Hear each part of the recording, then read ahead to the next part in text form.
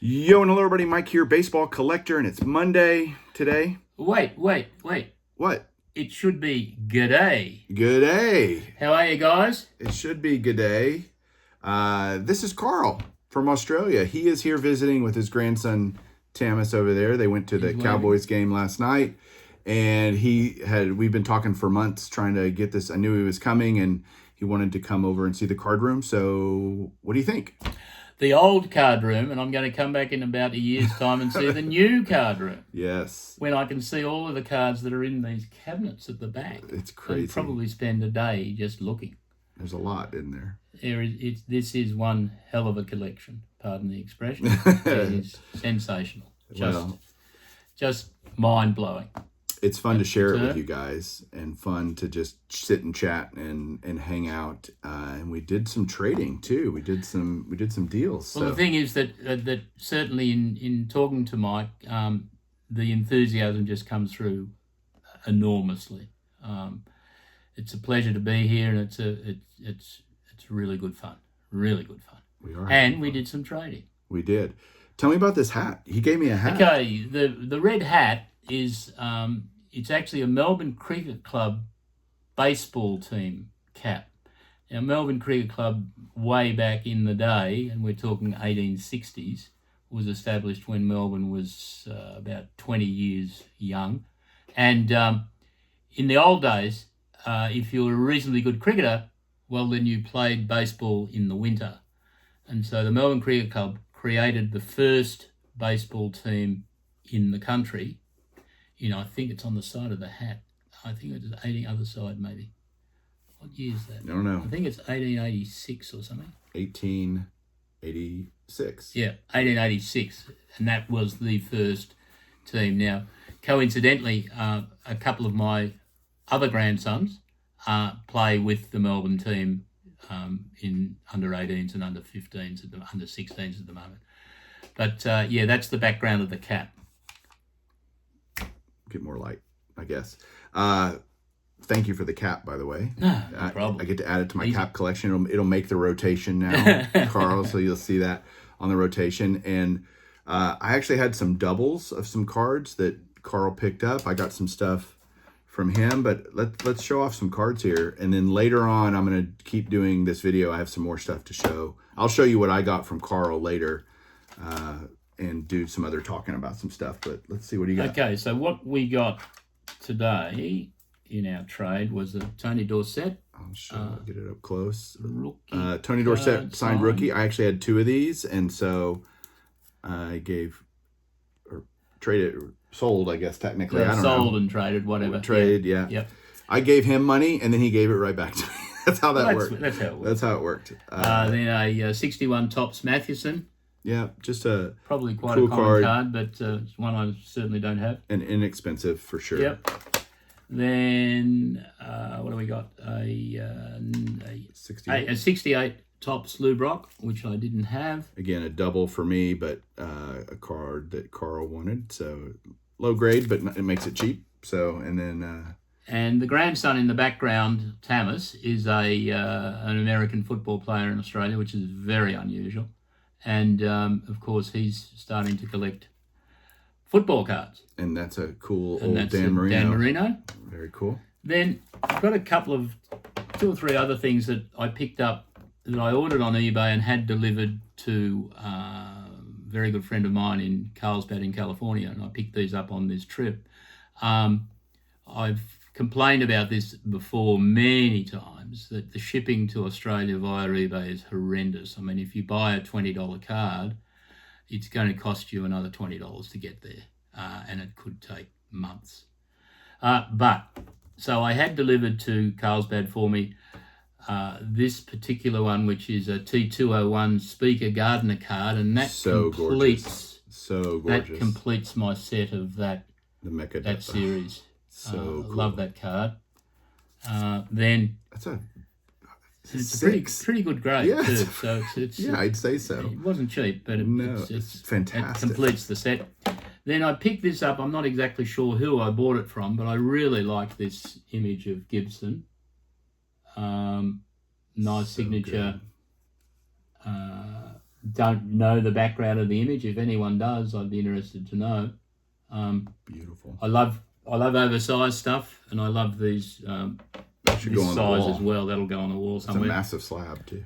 Then I picked up in the same lot of purchases a Joe Namath Sports Illustrated, and I also got a Ted Williams one, which is in the car in amongst all of the luggage. There we go. The glare is just terrible, Yeah, it's a bit glary. But it's in a CGC. This is how they grade comics too, and magazines and stuff. So that's super cool. And this stuff just totally unavailable in Australia, as far as I'm aware. There's a guy who does a YouTube in Sydney, who's quite interesting, but I'm not sure just what he collects particularly. Dan the Card. Dan the Cardman, that's the one. Yep. But yeah. Is this your YouTube debut? This is my YouTube debut. Am I winning? Or Greg is going to not? be jealous that you're. Greg is here. going to be jealous, and Tony also promised me that he'd do one with me when I was at the National, but it didn't happen, Tony. I don't know what that was all about, but Tony's not a man of his word. no, well, these people from Tennessee, what do He's you actually expect? pretty great. Tony's well, pretty awesome. But yeah, he Greg, did be show me a jealous. magnificent card that he got at the National. That I think it was a Cuban one that was worth $1 gazillion. It'd be the Josh Gibson. That's the one. Yep. He was very proud of that, and I think he was getting it re-slabbed or regraded with PSA. Tamis, are you having fun? Yes, a lot. Lean in, man. Lean in. What do you think? Very, very great collection. A lot of cool pictures and a lot of very, very, very cool cards. Well, it's been fun. We've been going has. through all kinds of stuff now. We're going to go get some lunch, and I'm just grateful to host them here and get to have fun. It's just fun talking about cards. It is indeed, and thank you so much for having us, Mike, too. Absolutely. And the other thing that you should ask Mike to show you occasionally is some of the documents he's got, letters, cancelled checks, personal postcards, etc. Fantastic collection. Just It's my wonderful. favorite stuff. It's hard to show on video though. Yeah, of right? course. You of know, course. but Yep. y'all see this much of my collection in my videos. I promise. Right? Really good. Is that true? That's see true. this much, That's but absolutely true. in the new card room, which Carl has promised to come back and see, we will have more room, have more space. I'll be able to do this a little bit easier. Right now, I feel it's actually small, isn't it? The room's actually quite tiny. We're crammed in here. Yep. And Maybe Tony will visit at the same time. And I then hope so. We might do a 3-way video. that's what she said. No, not that I'm aware of. She didn't. This will be part 1, and then stay tuned. I'll keep going. I'll just clip it all together, and I'll do some other stuff. I'll show you what I got. Been from great, Carl. guys. So thanks for coming. Good to talk to you. Both of you guys. Okay. It's been so much fun. Great. All Thank right, you. We'll see you in a minute. Bye. So, Well, that was crazy fun. Getting to hang out with Carl. We had been planning this for a while, and he went to the Cowboys game last night. He's been traveling around the U.S. with his grandson, doing fun, amazing experiences, and I hope he realizes how cool it is that his grandpa's taking him around and doing all this, and I think he does. But hey, if you watch this, Tamis, tell your grandpa thank you, because that's really cool, and you get to do some neat things that a lot of kids don't get to do. So man, it's so much fun to have people over to just share stories and talk and just get to know people better. It's great. I don't know how else to say it. It's great. And so we had a great time. Got to show off the collection, got to see a lot of cool stuff that Carl's doing with his collection, and it just a great time. They did go to the Cowboys game last night, which ironically I had said was going to be hopefully a blowout. It turned into a tie. A 40-40 tie. I don't get it. I don't understand. But whatever. So I do have some stuff that I got from Carl. And the story here is he is friends with a guy named Scott Miller. And Scott is a writer. And he'd written the book that Carl actually sent me called Skipper.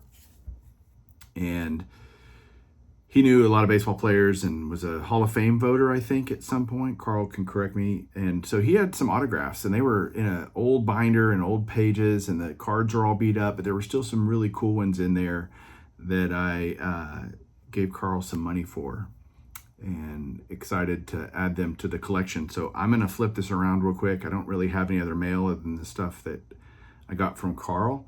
I did buy a couple of traded sets from him, 81 and 82, which are awesome. And I already had them, but I'm going to have one in a box and one in a binder. So that's the craziness of me. Now I have two. Okay, why not? So let me flip this around. I'll show you the autographs that I got from Carl. Technically Scott, but Carl brought them for me to peruse. So hang on one second. All right, here we go. Let's start with, so he literally just had a binder of random stuff, seriously random stuff. And the first one I got was this 1980 Sparky Lyle. He was a pitcher. All these cards are pretty beat up. Don't care, really. They're just Sparky Lyle. This is Rangers cards. This is going in the Rangers binder, Rangers autograph binder. Sparky Lyle had a decent career. His time with the Rangers wasn't that great, but nobody's time with the Rangers in that day was that great. But glad to add that. So that's going in a binder. I got a Hostess Tony Oliva. I just thought it was cool. That's really it. I wish there was a bigger reason than it's a Hall of Famer and it's cool and something different and unique. So bought that. Got a 1978 record breaker Lou Brock. So love that. It's going to go in the 78 binder.